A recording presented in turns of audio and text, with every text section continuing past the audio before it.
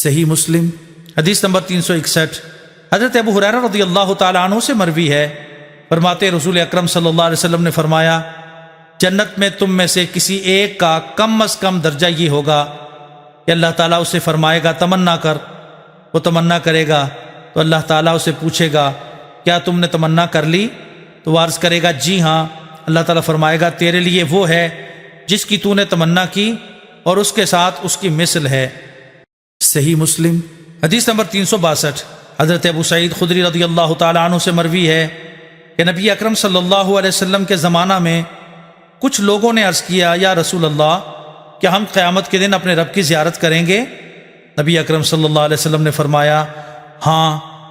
پھر فرمایا کیا تم دوپہر کے وقت سورج کے دیکھنے میں شک کرتے ہو جبکہ وہ بالکل صاف ہو اور اس کے ساتھ بادل نہ ہوں؟ اور کیا تم 14ویں رات کے چاند میں شک کرتے ہو جبکہ آسمان صاف اور بادل نہ ہوں؟ انہوں نے عرض کیا یا رسول اللہ صلی اللہ علیہ وسلم ہمیں کوئی شک نہیں ہوتا۔ آپ نے فرمایا قیامت کے دن اللہ تعالیٰ کے دیدار میں شک کی یہی صورت ہوگی جو ان دونوں سورج اور چاند کے دیکھنے میں ہے، یعنی شک نہیں ہوگا۔ اور جب قیامت کا دن ہوگا تو ایک اعلان کرنے والا اعلان کرے گا، ہر گروہ اس کے پیچھے ہوگا جس کی وہ پوجا کرتا تھا۔ تو جو لوگ اللہ تعالیٰ کے علاوہ بتوں وغیرہ کی پوجا کرتے ہیں ان میں سے کوئی جہنم میں گرنے کے بغیر نہیں رہے گا، حتیٰ کہ جب وہ لوگ رہ جائیں گے جو اللہ تعالیٰ کی عبادت کرتے ہیں اور وہ نیک اور برے سب قسم کے لوگ ہیں، اور اہل کتاب میں سے کچھ لوگ باقی رہ جائیں گے۔ بس یہودیوں کو بلایا جائے گا اور ان سے پوچھا جائے گا تم کس کی پوجا کرتے تھے؟ وہ کہیں گے ہم حضرت عزیر علیہ السلام کی پوجا کرتے تھے جو اللہ تعالیٰ کے بیٹے ہیں۔ کہا جائے گا تم جھوٹ بولتے ہو، اللہ تعالیٰ نے بیوی اور اولاد اختیار نہیں کی، بتاؤ تم کیا چاہتے ہو؟ وہ کہیں گے اے ہمارے رب ہم پیاسے ہیں، بس تو ہم کو پانی پلا دے۔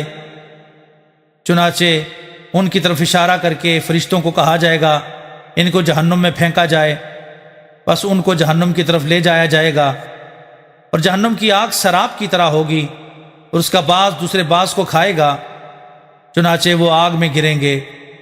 پھر عیسائیوں کو بلایا جائے گا، ان سے پوچھا جائے گا تم کس کی پوجا کرتے تھے؟ وہ کہیں گے ہم حضرت مسیح علیہ السلام کی پوجا کرتے تھے جو اللہ تعالیٰ کے بیٹے ہیں۔ ان سے کہا جائے گا تم جھوٹ بولتے ہو، اللہ تعالیٰ نے نہ بیوی اختیار کی اور نہ ہی اولاد۔ بس ان سے پوچھا جائے گا تم کیا چاہتے ہو؟ تو وہ کہیں گے اے ہمارے رب ہم پیاسے ہیں تو ہمیں پانی پلا دے۔ تو ان کی طرف اشارہ کیا جائے گا اور فرشتوں کو بلا کر ان لوگوں کو آگ کی طرف لے جایا جائے گا، اور جہنم کی آگ سراب کی طرح ہوگی، اس کا بعض دوسرے بعض کو کھائے گا۔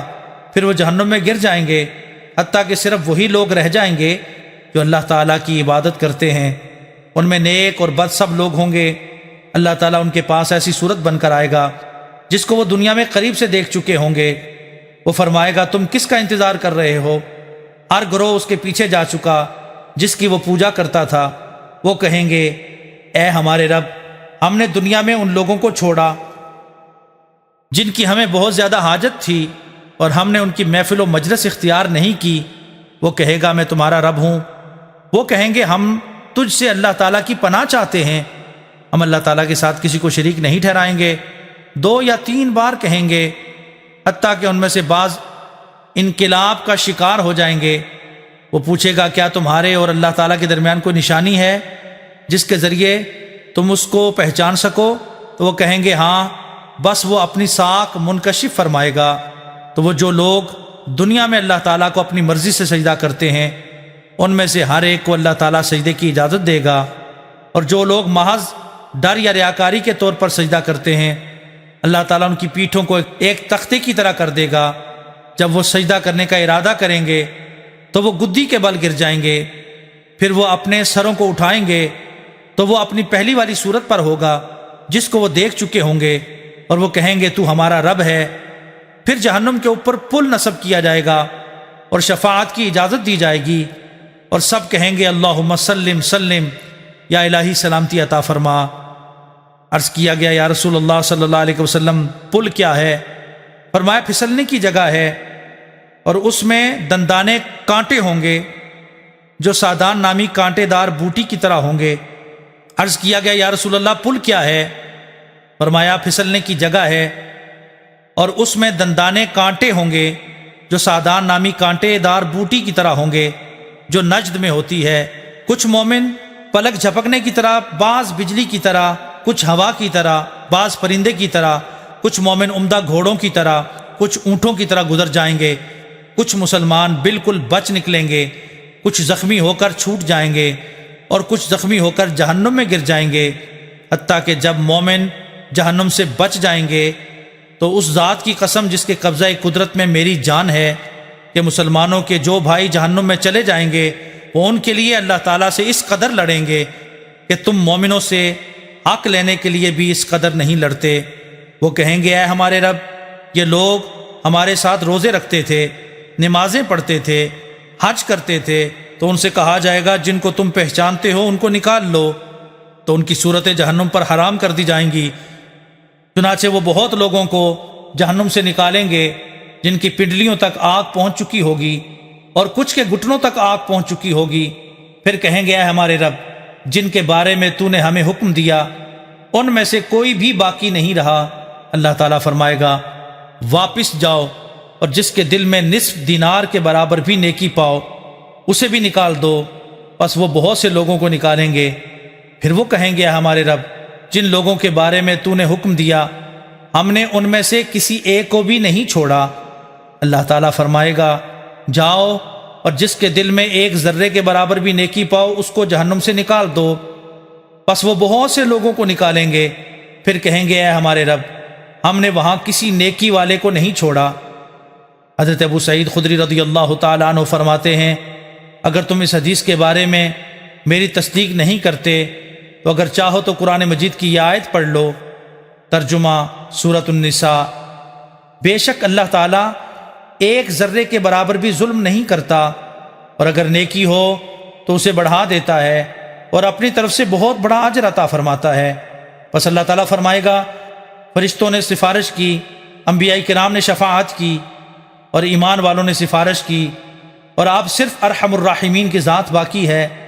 پس وہ اپنی شان کے مطابق جہنم سے ایک مٹھی بھر کر ایسے لوگوں کو باہر نکالے گا جنہوں نے کبھی نیکی نہیں کی ہوگی، وہ کوئلہ بن چکے ہوں گے۔